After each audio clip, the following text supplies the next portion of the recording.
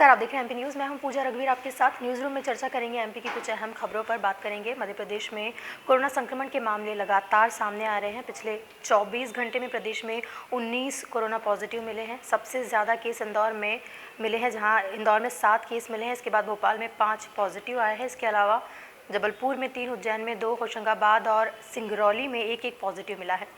प्रदेश में 124 दिन बाद 150 से ज़्यादा एक्टिव केस आए हैं। इसके पहले 7 अगस्त को 156 और 9 अगस्त को 148 एक्टिव केस थे।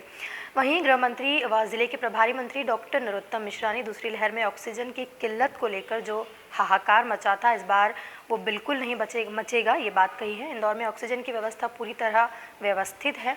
इंदौर के सारे ऑक्सीजन प्लांट लगभग तैयार हैं। यह आशंका निराधार है कि ऑक्सीजन को लेकर हाहाकार मचने वाला है। पूरे प्रदेश में हर जिले में ऑक्सीजन प्लांट तैयार है। तीसरी लहर आती भी है तो पर्याप्त ऑक्सीजन उपलब्ध है। उन्होंने सबसे पहले सुरेश हॉस्पिटल में लगे ऑक्सीजन प्लांट की स्थिति जानी और संतोष जताया। उन्होंने कहा कि यह प्लांट 570 लीटर प्रति मिनट ऑक्सीजन बनाता है। मध्य प्रदेश में सभी जिलों में प्लांट लग रहे हैं, अधिकांश चालू भी हो गए हैं। हमें बाहर से कहीं से भी ऑक्सीजन नहीं मंगानी पड़ेगी, बल्कि आज हम बाहर भेजने की स्थिति में आ गए हैं। स्कूल बंद को लेकर उन्होंने कहा कि संभावनाओं पर प्रतिक्रिया नहीं दी जा सकती है। जैसी परिस्थिति रहेगी वैसा निर्णय इंदौर का क्राइसिस मैनेजमेंट ग्रुप इंदौर लेगा। और डॉक्टर मिश्रा ने ओल्ड पलासिया स्थित एमिनेंट हॉस्पिटल के भी ऑक्सीजन प्लांट का निरीक्षण किया। बढ़ते हैं अगली खबर पर। सीडीएस जनरल बिपिन रावत के हेलीकॉप्टर क्रैश की रक्षा मंत्री राजनाथ सिंह ने गुरुवार को संसद में जानकारी दी। 4 मिनट के बयान में उन्होंने पूरी घटना का मिनट टू मिनट ब्यौरा दिया। रक्षा मंत्री ने इस दौरान सीडीएस रावत, उनकी पत्नी मधुलिका और बाकी 11 सैन्य अफसरों को श्रद्धांजलि दी। जनरल रावत वेलिंगटन के डिफेंस सर्विस स्टाफ कॉलेज में पहले से शेड्यूल्ड टूर पर थे। कल 11:48 पर उनके हेलीकॉप्टर ने टेक ऑफ किया। उन्हें 12:15 पर लैंड करना था, लेकिन 12:08 पर उनके हेलीकॉप्टर ने एटीएस से कांटेक्ट खो दिया। स्थानीय लोग हादसे वाली जगह पर पहुंचे। उन्होंने मिलिट्री हेलीकॉप्टर को जलते हुए देखा। टीमें भी पहुंची। उन्होंने क्रैश साइट से सैन्य अधिकारियों को रिकवर करने की कोशिश की। रेस्क्यू के बाद घायलों को वेलिंगटन के मिलिट्री अस्पताल पहुंचाया गया। यहां सीडीएस रावत और उनकी पत्नी सहित 13 लोगों की मौत की पुष्टि हो गई है। हादसे में ग्रुप कैप्टन वरुण सिंह गंभीर रूप से घायल बताए जा रहे हैं। उनकी जान बचाने की कोशिश जारी है। वहीं सीडीएस रावत और उनकी पत्नी का शव आज शाम दिल्ली लाया जाएगा। सेना के सभी अधिकारियों का अंतिम संस्कार पूरे सैन्य सम्मान के साथ किया जाएगा। Air chief marshal V R Chaudhary को कल ही भेज दिया गया था। एयर मार्शल रामेंद्र सिंह के नेतृत्व में जांच के आदेश भी दिए गए हैं। बढ़ते हैं अगली खबर पर। भोपाल में कोरोना संक्रमण लगातार बढ़ रहा है। ओमिक्रॉन वेरिएंट आने के बाद तो दहशत और पसर गई है। वहीं कोरोना के बढ़ते प्रकोप के बीच स्कूल कॉलेजों में परीक्षाएं आयोजित की जा रही है, जिससे न केवल छात्र बल्कि अभिभावक भी चिंतित हो उठे हैं। यही कारण है कि स्टूडेंट्स ऑफलाइन परीक्षाओं का विरोध कर रहे हैं। कई संस्थानों में विरोध के बाद ऑनलाइन परीक्षाएं ली जा रही है। अब राजधानी के मौलाना आज़ाद राष्ट्रीय प्रौद्योगिक संस्थान में बड़ा फैसला लेते हुए ऑफलाइन परीक्षा ही लेने की बात कही है।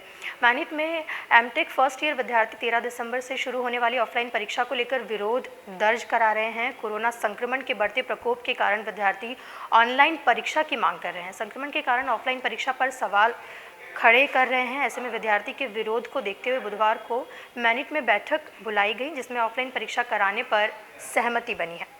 रुक करते हैं अगली खबर का। मध्य प्रदेश में स्कूलों में बड़ा फैसला लिया गया है। दरअसल शिक्षा का अधिकार अधिनियम के तहत निजी स्कूल में पढ़ने वाले गरीब छात्रों के लिए शासन की ओर से फीस प्रतिपूर्ति की जाती है, जिसको लेकर अब नियम बदल दिए गए हैं। वहीं अब राज्य शिक्षा केंद्र द्वारा नई व्यवस्था लागू की गई है, जिसमें आरटीई दाखिल करने वाले सभी बच्चों को शपथ पत्र उपलब्ध कराने होंगे।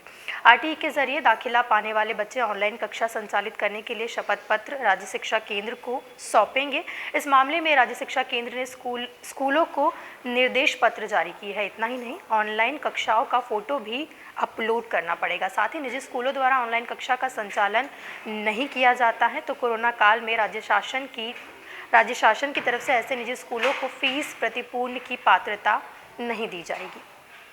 चलते हैं अगली खबर पर। उत्तर भारत से आ रही बर्फीली हवाओं ने मध्य प्रदेश के कई जिलों में ठंड का असर अब बढ़ा दिया है। वहीं राजधानी भोपाल में भी मौसम का मिजाज बदल गया है। गुरुवार सुबह से ही सर्द हवाएं चल रही है। शहर में कई जगहों पर अलाव भी जल गए हैं। प्रदेश में ग्वालियर सबसे ठंडा है। यहाँ बुधवार की रात में तापमान 7.5 डिग्री सेल्सियस पर पहुंच गया। खजुराहो और नौगांव में पारा 8.6 डिग्री और दतिया में 9.4 डिग्री सेल्सियस रहा। भोपाल में तापमान 15 डिग्री दर्ज किया गया है। मौसम वैज्ञानिकों ने आने वाले दिनों में तापमान में और गिरावट होने की बात कही है। प्रदेश के 4 बड़े शहर भोपाल, इंदौर, जबलपुर और ग्वालियर में पारे में गिरावट बढ़ोतरी हो रही है। ग्वालियर में 0.5 डिग्री की गिरावट हुई और पारा रिकॉर्ड 7.5 डिग्री पर पहुंच गया। भोपाल में भी तापमान 0.6 डिग्री लुढ़का और वहीं इंदौर, जबलपुर में मंगलवार रात की तुलना में तापमान 1 डिग्री सेल्सियस तक बढ़ोतरी हुई है। गुरुवार सुबह से बदले मौसम की वजह से रात के तापमान में अब तेजी से गिरावट होने की बात भी वैज्ञानिक कह रहे हैं। ये थी कुछ अहम खबरें। बाकी खबरों के लिए बने रहे एमपी न्यूज़ के साथ। नमस्कार। एमपी की नब्ज, एमपी का हाल, मध्य प्रदेश की हर खबर एमपी न्यूज टीवी के साथ। लगातार खबरों के लिए सब्सक्राइब करें हमारा YouTube channel MP news TV. Latest updates के लिए बेल आइकन दबाना जरा भी न भूलें।